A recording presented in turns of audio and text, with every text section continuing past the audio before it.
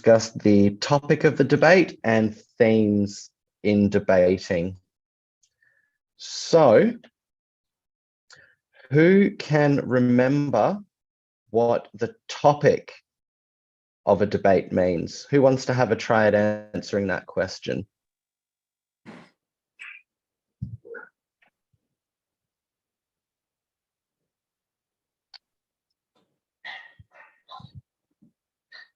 Who can remember what the theme or the topic means?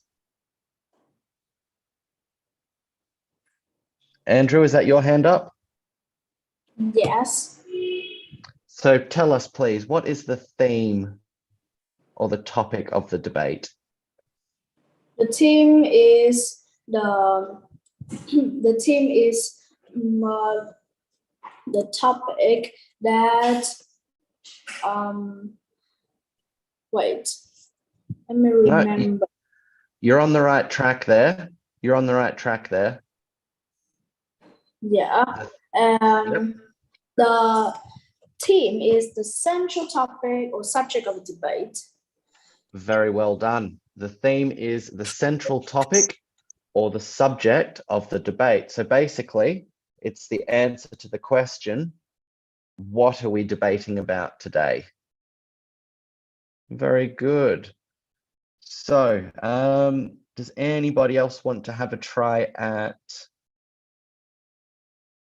actually, no, I won't ask that. I'll ask, can we remember some of the topics that we discussed?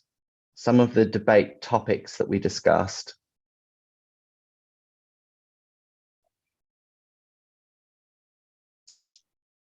Amy, you've got your hand up. No. Oh, you're sitting there like that. I thought you had your hand up to answer the question. No worries. Okay. So, some of our example debate topics that we discussed are, should every student learn to swim? We also asked some example debate topics like, should children be allowed to use Facebook? Or should all students be required to practice at least one sport? So these topics, their purpose is to create an interesting debate for us so that we can get a chance to talk about and discover different points of view on some interesting topics. Okay, so now we are going to start talking about more debate terms. So we're going to start with the interlocutor. Can anybody remember the definition of the interlocutor?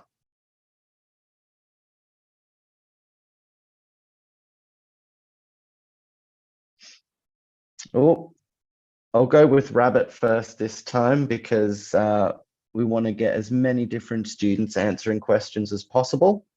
Hello, Rabbit. The interlocutor is some kind of a judge. Sort of. You're half right. You're half right.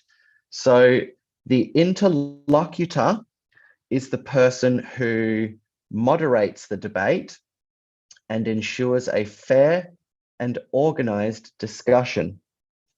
So the judges, you'll have a panel of judges on a debate, anywhere from usually about 1 to 3 judges. And they are the ones who pick the winner of the debate, but the interlocutor is the person who makes sure that the judge follows the rules when they pick the winner. So they make sure the judges can't just pick a team because their kid is on it or any reason that might be not honest. Basically, the interlocutor keeps the judges honest. And so the interlocutor has some responsibilities that they need to make sure that they enforce during a debate. And those responsibilities include maintaining order and decorum during the debate. So they make sure that speakers stick to their time limits. They make sure that everybody follows the rules that they're supposed to be following. And they just genuinely make sure that the debate flows in a smooth and organized manner. They're the law and order of the debate, basically. We've just discussed that as well. Another responsibility is enforcing debate rules and speaking time limits. So it's very important, obviously, that we follow the rules of a debate, and we will learn about those in later lessons. And also it's important that speakers stick to their time limits. So that gives everybody a fair chance to give their opinions and be heard, and make sure that no one person dominates the debate. Another responsibility of the interlocutor is facilitating a balanced and unbiased discussion. And what that means is making sure that, again, everybody gets a chance to say something, so nobody on any one team dominates the discussion. And they want to make sure that both sides get an equal chance to speak, so that we're presenting arguments from both sides of the debate equally, and the audience and the judges get to hear a very balanced range of arguments. And finally, the interlocutor provides clarifications and they manage any disputes. So providing a clarification can be if somebody doesn't understand a rule of the debate, they can ask the interlocutor, and the interlocutor will make that rule. They'll explain that rule properly to them so everyone understands and everyone's working with the same rule set. And any disagreements that take place amongst the debaters, the interlocutor handles those disagreements and gets the debate back on track. So when I say disagreements, I'll clear that up, because a debate is basically one big disagreement. But in this sense, it's not related to the debate. So if two people involved in the debate start actually arguing with each other and start raising their voices and getting a little bit more serious, then the interlocutor will step in and calm everybody down, end the dispute, and then get the debate back on track. Okay. Does everybody understand what I've just said about the interlocutor? Just put a message in the chat. Yes or no?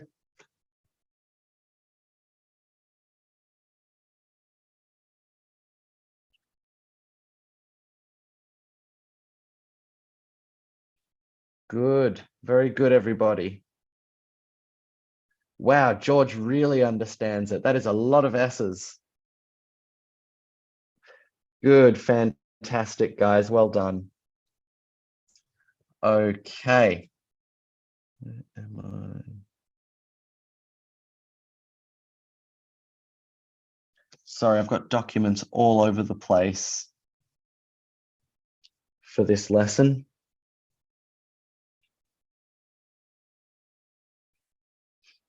All right. So now that we've discussed the interlocutor, our next topic to discuss is motion. Now we understand that the motion, oh, got a message here. Terrific. I'm glad you guys are finding it easy to understand, because these are actually quite complex and difficult topics that we're talking about. So it's really good that you're able to understand. Okay, so as we understand, the definition of motion is the statement or the topic that is being debated. And so some key points that I want to help you understand about the motion is that one of the reasons it's so important is that it forms the central focus of the debate. So everything in this debate revolves entirely around this motion. So we've got obviously the proposition who agree, and we've got the opposition who disagree, but they both agree and disagree to the same thing, which is the motion. The motion should be clear, concise, and open to interpretation. So it needs to be a statement that is easy to understand. It needs to be simply put, so it shouldn't be a long, rambling sentence. It should just be clearly put, easy to understand. And it should be able to, and you should be able to understand it in different ways. So if you can understand the motion in multiple ways, then you're able to form different arguments, some that will agree, some that will disagree with the motion. So that's what open to interpretation means. You need to be able to understand it in different ways. So, and the third key point that I'd like to discuss about the motion is that it sets the direction and the scope of the arguments presented by the proposition and the opposition sides. So once we understand, absolutely, sorry, I'll talk a bit slower.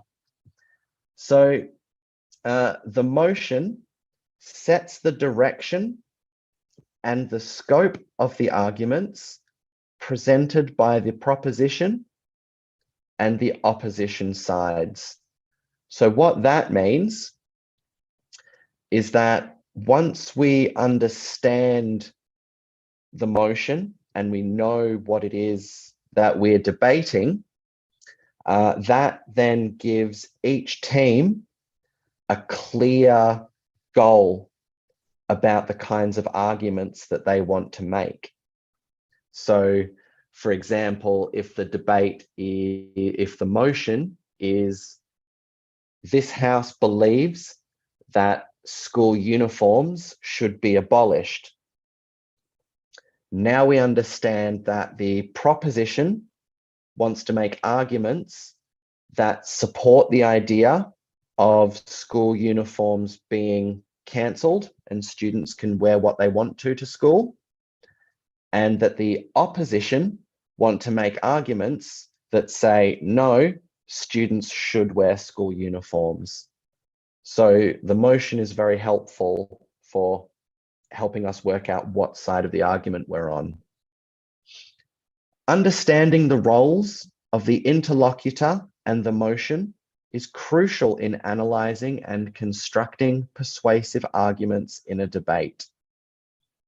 So if we understand the arguments we're supposed to be making, it makes it easier for us to be able to come up with very persuasive arguments that can sway the audience's opinion, and that we can get them on our side. Okay, well done, guys. We're doing fantastic so far. So we want to now start talking about the proposition and the opposition in a little bit more detail.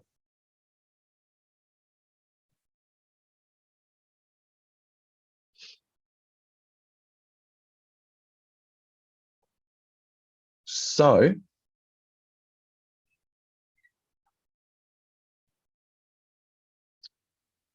we all remember what the proposition and the opposition mean. The proposition agrees with the motion, and the opposition disagrees with the motion. So the proposition and the opposition are two crucial sides in a debate. Understanding their roles and objectives is very important to be able to construct persuasive arguments and engage in meaningful discussions. So I want to give you a little bit more detail about the roles and the responsibilities of the proposition and the opposition. So first of all, we'll discuss the proposition side of the argument.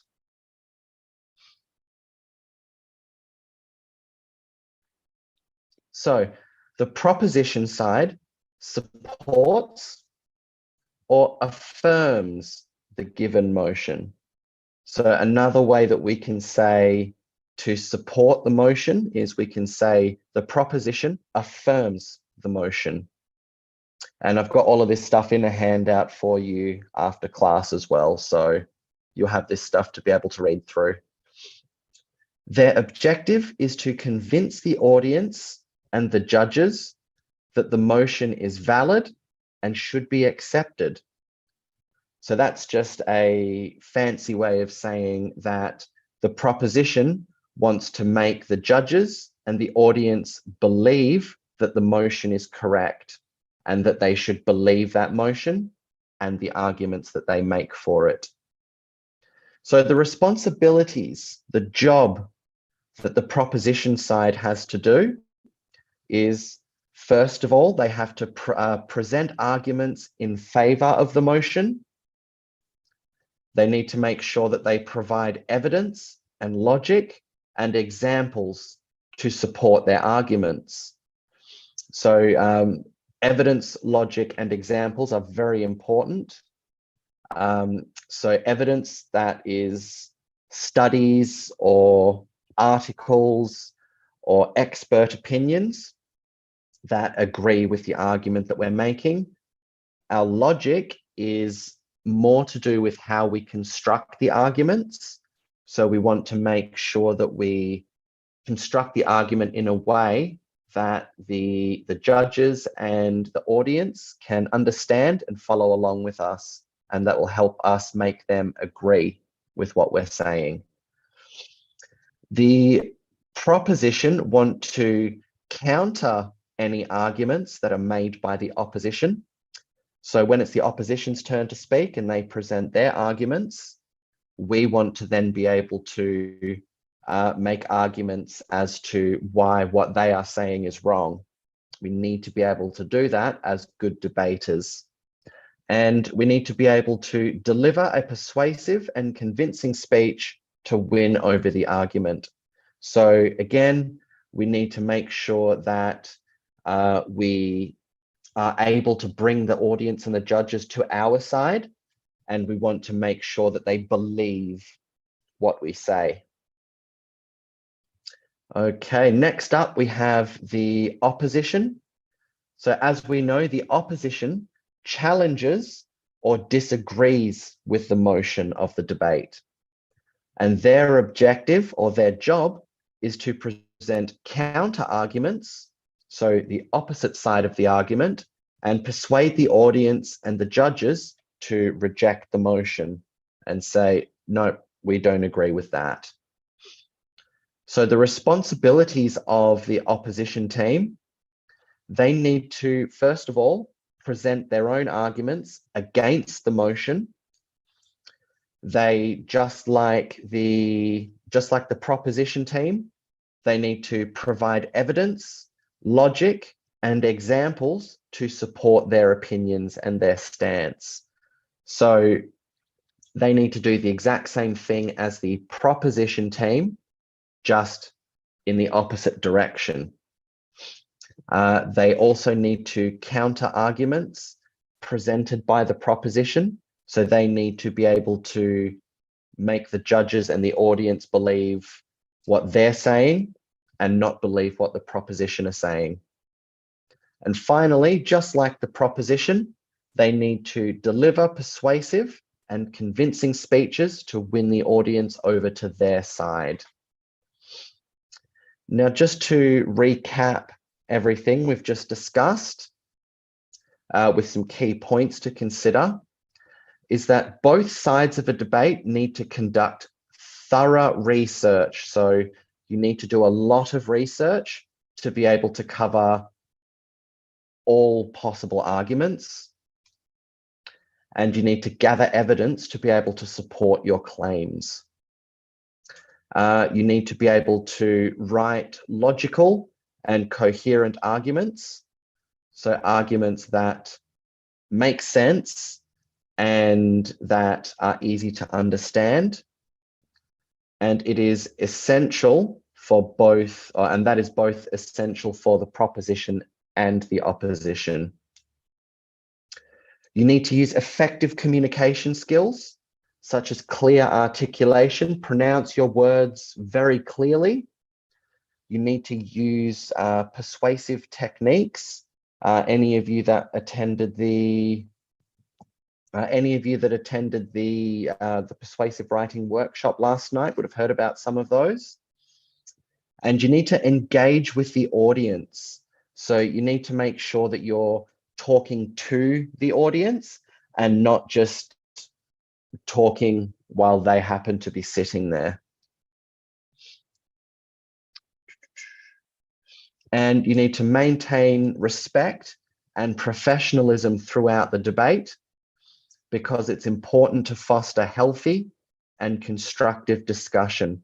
So while we might not agree with the arguments that the other team are making, we still need to be kind to them and treat them with respect, so that neither team will start yelling and shouting at each other. We want to keep this a very civil, polite conversation so that we can discuss opposing ideas.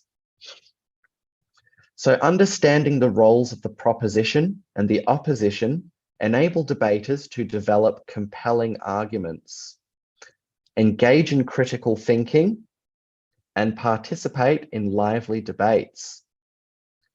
By fulfilling their respective responsibilities, so by the proposition doing what we just discussed, and by the opposition doing what we've just discussed for them, debaters contribute to the overall success of the debate and help to create an enriching learning experience for the participants.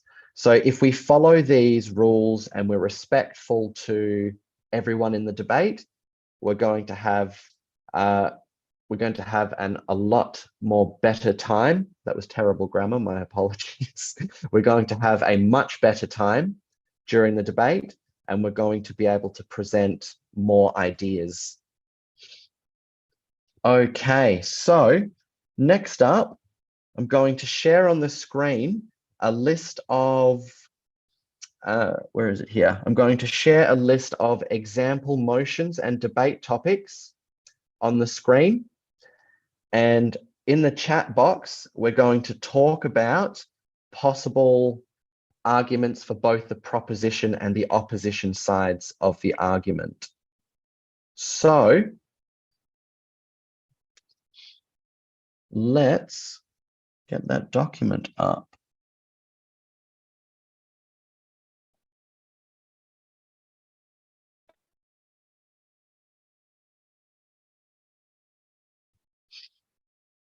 Okay, example debate topics. Here we go.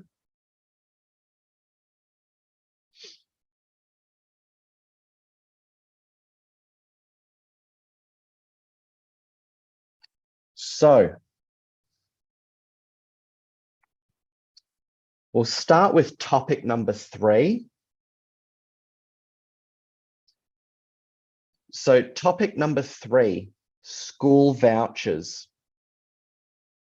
So a school voucher is basically a voucher that it's more of an American thing. I'm not sure if you have anything similar to it in Vietnam, but school vouchers are vouchers that get given out by the government to allow students to pick the schools that they want to go to, and it pays for their tuition. So,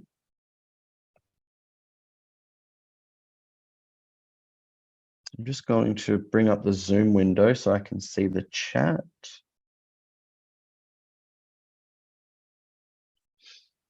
Okay, so in the chat box, let's think of first, we're going to think of arguments for the proposition. So what are some arguments that we could make that would support the motion? This house believes that school vouchers should be implemented to enhance educational choice. So type your messages in the chat now. What are some arguments that the proposition could make to support this motion?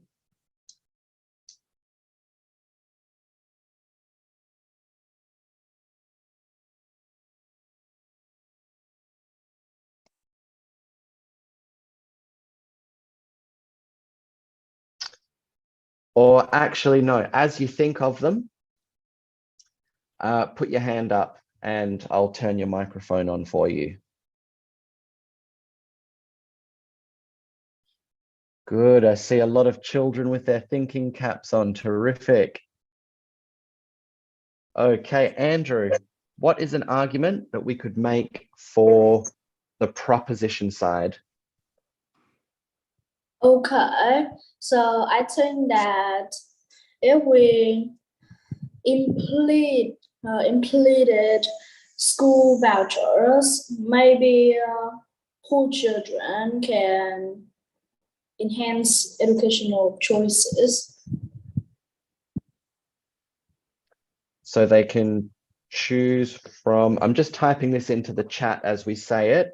So it allows students to choose from a bigger variety of schools. Very good. So it offers students a wider choice of schools to attend. Can anybody else think of an argument for the proposition?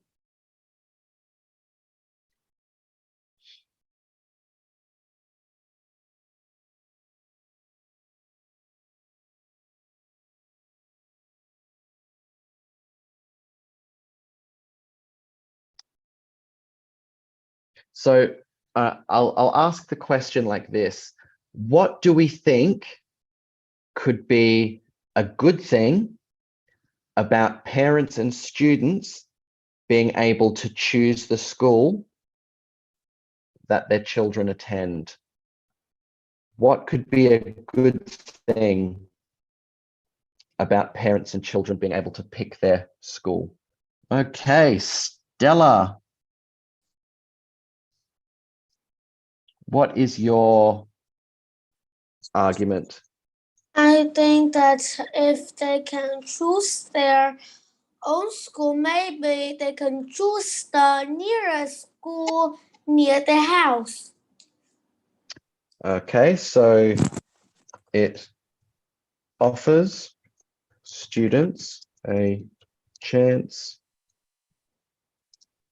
to pick schools closer to their house. Less travel. Good. What about on, all right, I'm going to put an argument in the chat box now. And my argument would be, with greater choices, students, so I'm saying it as I'm typing it. So with more choices, students can choose the best schools that they couldn't pick otherwise. So if students have the choice of more schools, they can pick from the best schools on that list.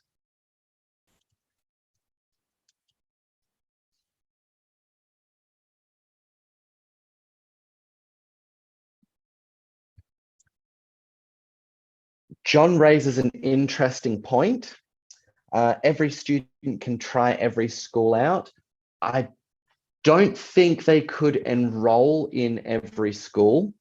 I think they would have to go to the school before they start school so that they can explore. But yeah, so if they were to attend lots of information days for lots of schools, then they could definitely pick the best school out of the lot that they like the best. Can anybody think of one more argument for the proposition, or should we move on to the opposition now? Because we've got some good points to consider already. Let's move into the opposition now. Okay, I'm making an executive decision.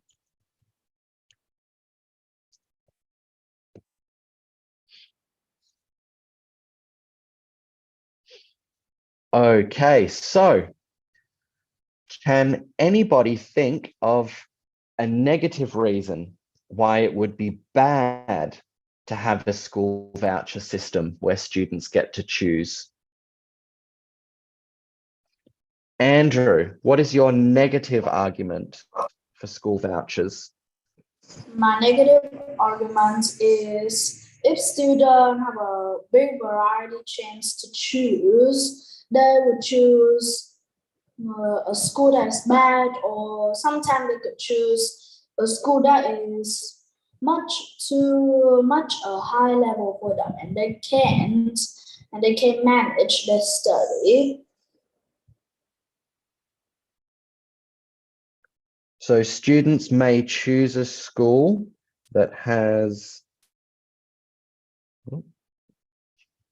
so students may choose a school that has a bad reputation, or a school that is too advanced for them.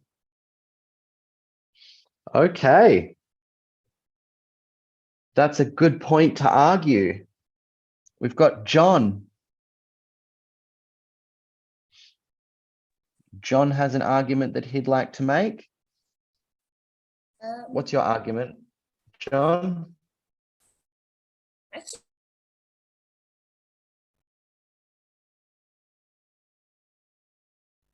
Hello?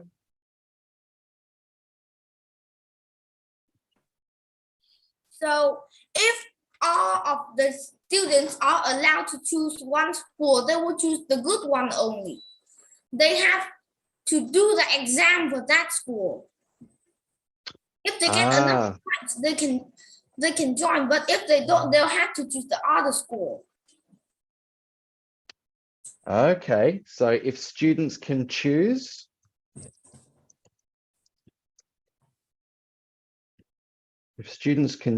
their schools, certain schools would get too many applicants and would require entrance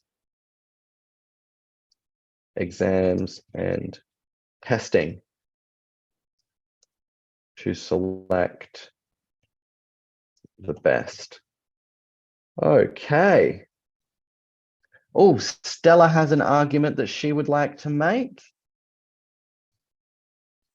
Stella, what's your argument for the opposition?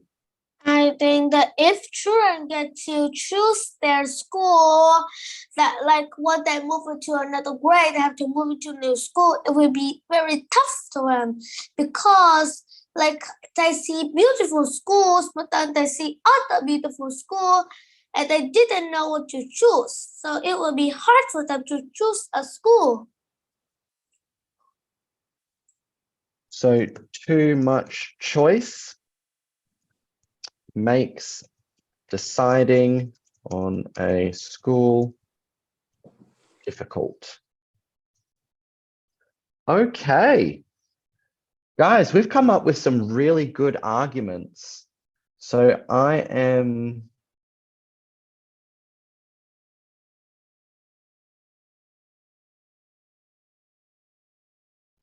I'm going to put that in a document for you guys now. So let's review as I edit this document. Okay, so the debate topic is school vouchers.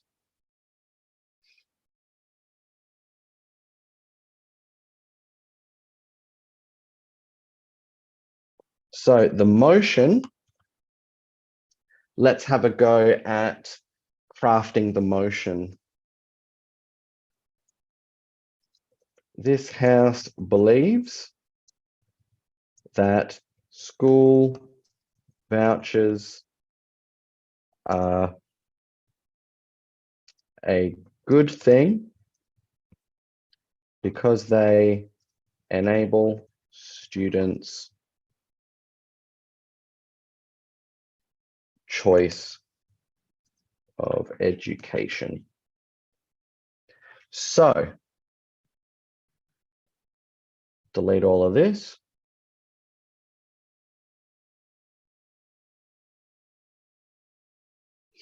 So first of all, we have arguments for the affirmative.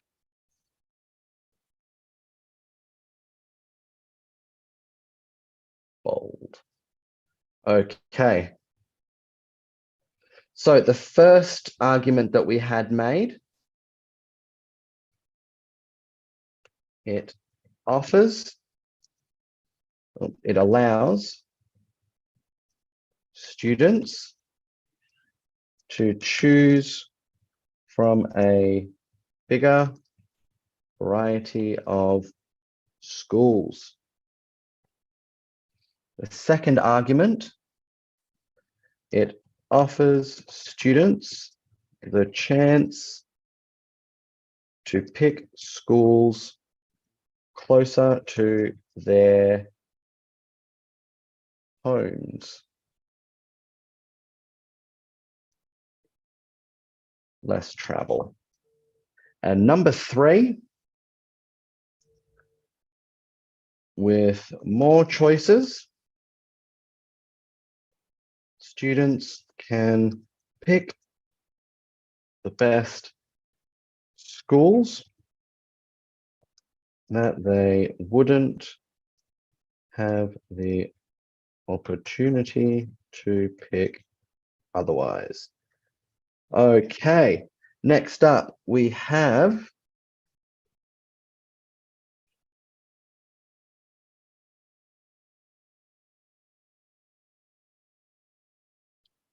I'm typing in the wrong box.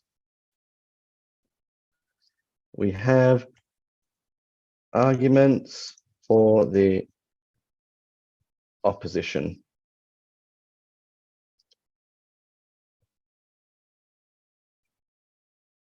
Okay, so our first argument for the opposition, we had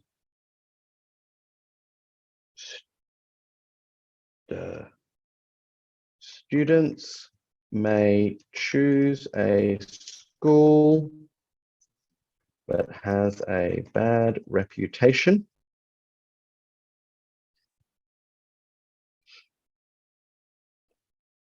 Or a school that is too advanced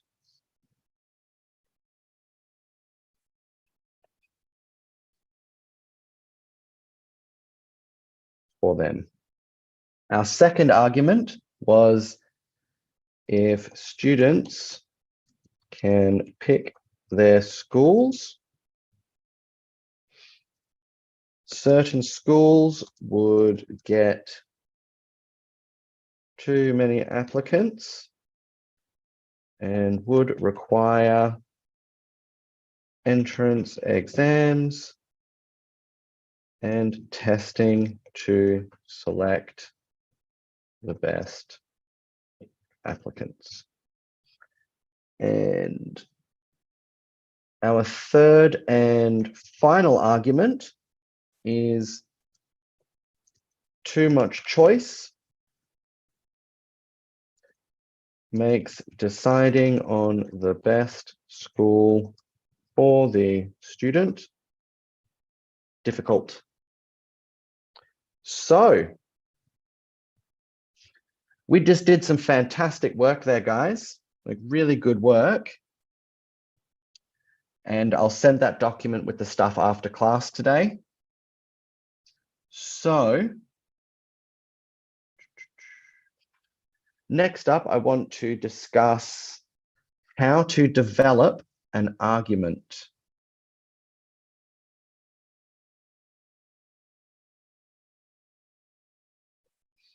Okay, so because there are specific strategies that we want to use when we create arguments for either team.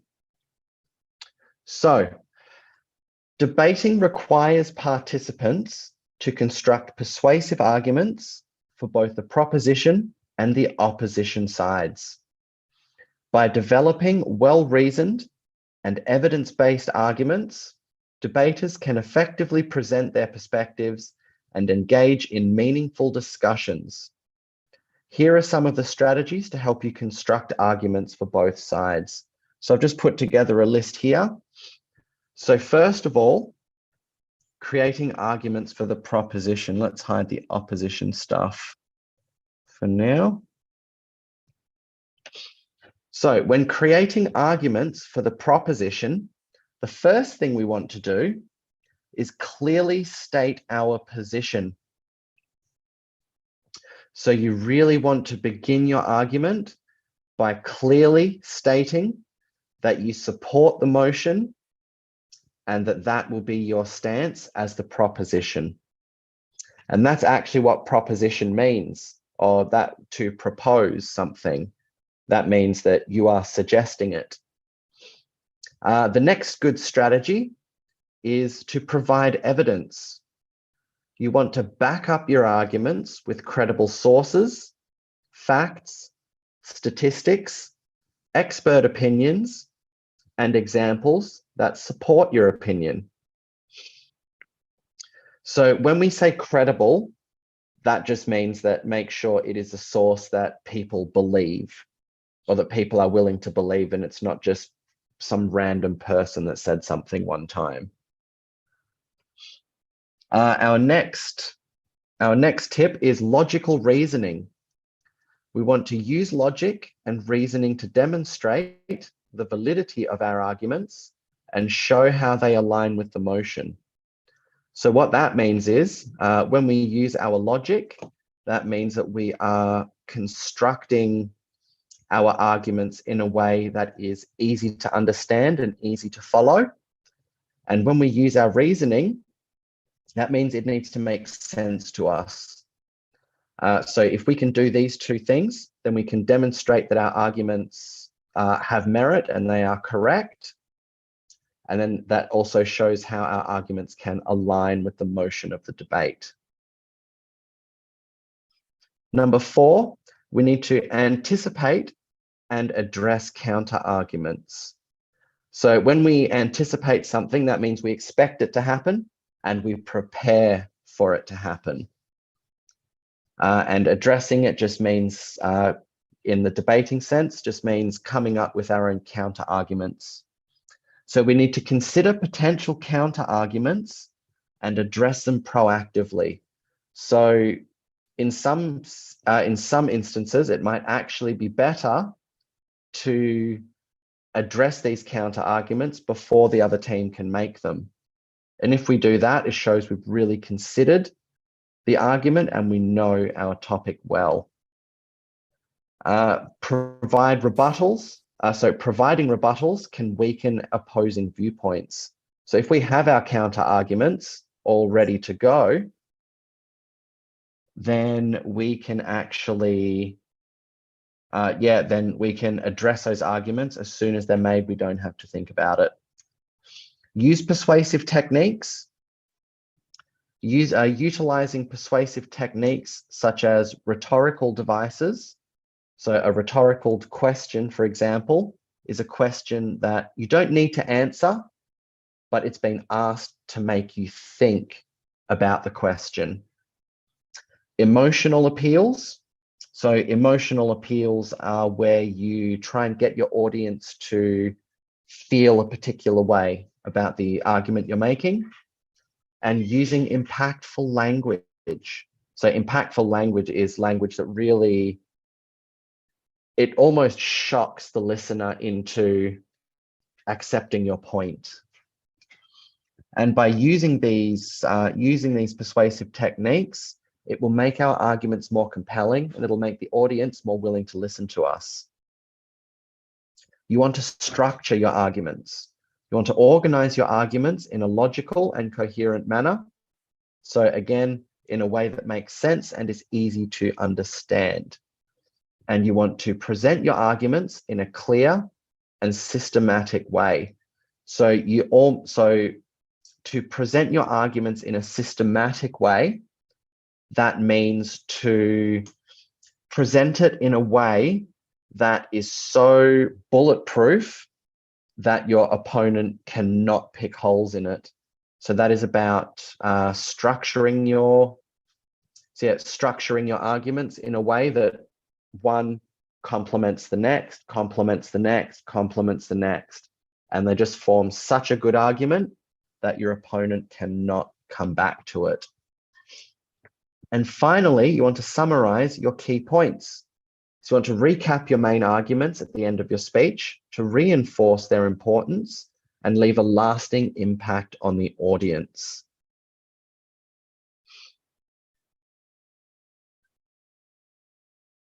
Okay, so as you see here, the points of the strategies for creating arguments for the opposition are actually very, very similar for to the proposition, just with a few key differences. So the main difference is that you, first of all, as the opposition, want to clearly state your opposition. You want to begin by clearly stating your disagreement with the motion and your stance as the opposition. You need to let them know that you don't agree. The next point is the same. You want to provide your evidence, use your credible sources, facts, and statistics, but you want to use them to challenge the proposition's opinion. So you are trying to challenge the proposition. You want to use logical reasoning to highlight flaws. So find the problems in the proposition's arguments, and you want to demonstrate the weakness in their position. Number 4 is you want to anticipate and refute opposing claims. So again, to anticipate is to expect it to happen and be prepared for it to happen. And to refute something means that you're arguing against it. So you want to anticipate arguments presented by the proposition and provide strong rebuttals to undermine their position. So you basically want to make arguments to try and make the proposition's arguments fall apart. You want to try and destroy their arguments in a nice and respectful way, though. You want to use persuasive techniques, just like the proposition, except your purpose is to use them to persuade the audience to reject the proposition. You also want to structure your arguments in a, you want to organize your arguments in a logical and coherent manner, and you want to present them in a clear and systematic way. And finally, just like the proposition, you want to summarize your key points, recapping your main arguments at the end of your speech to reinforce their importance and leave a lasting impact on the audience. Yes, sorry guys, I'll slow down a bit. Which bit would you like me to slow down with? I'll repeat and slow down.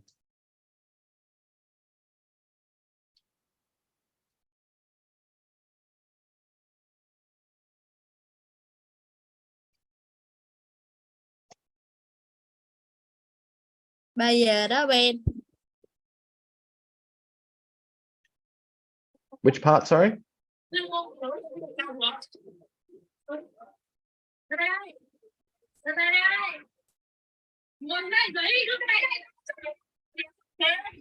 Ah, I'll keep going.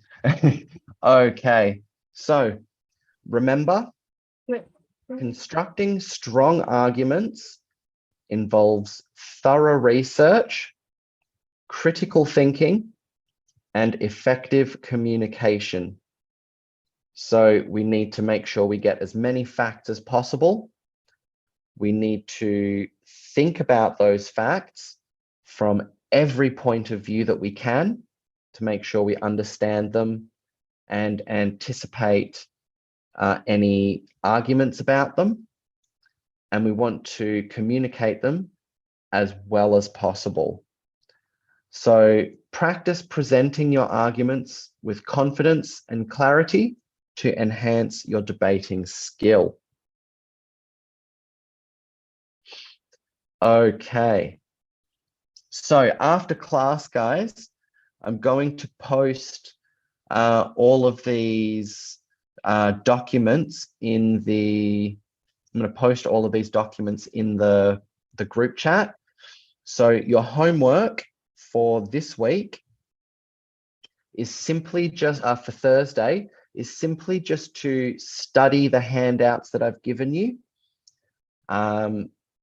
If it helps while you're reading them, take notes down to remember the words as best as possible.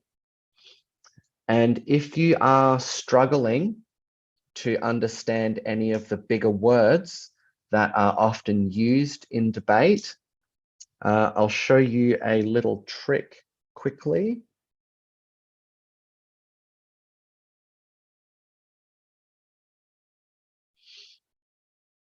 So I'm just picking the word anticipate for this example.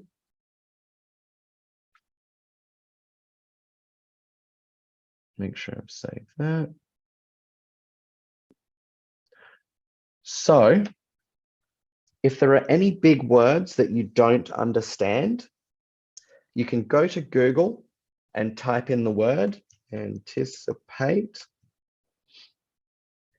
And then you can type in the word synonym. And then you see here, it comes up with all the different words it comes up with all the different words that mean the same thing or mean something similar to anticipate. So we can say expect, predict, count on, precede. So that's a really good tool to use to be able to understand words, or you can just type in the word meaning.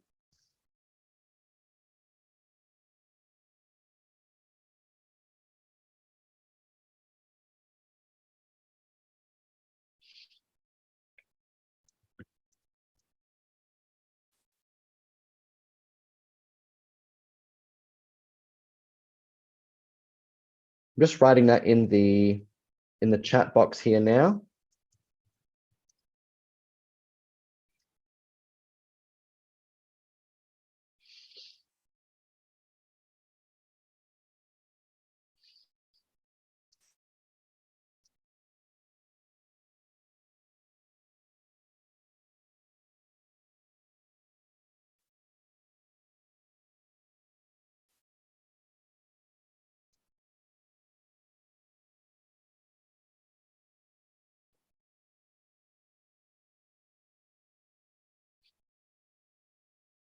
Okay, so if you need to, just take a screenshot of that message and that'll help you to be able to look up words, basically. It's helped me a lot. So like I said before, your homework is to study the handouts that I've given you. And you're welcome, Andrew. So your homework is to study the handouts that you've got that you'll get from today and the ones you have from the last couple of lessons. because we're going to do a big review session on Thursday, and we're going to review some of your homework. Congesture? Do you mean conjecture?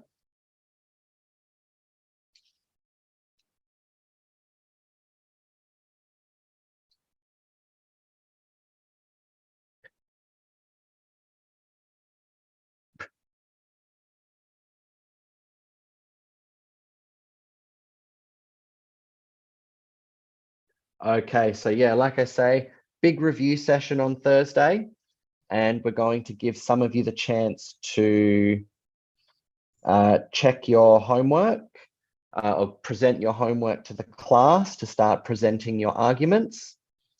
And starting from next week, we're going to move into some more new material. Okay, guys, you've done fantastic. The hard parts, or I say the hard parts, I mean the bits where you listen to me talk for most of the lesson, they're pretty much over with now. From here on out, there's going to be more student participation. So thank you for getting through the basics with me.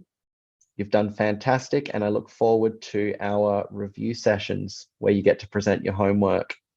So have a great day, guys, and I'll see you all on Thursday. Bye, everybody. Goodbye.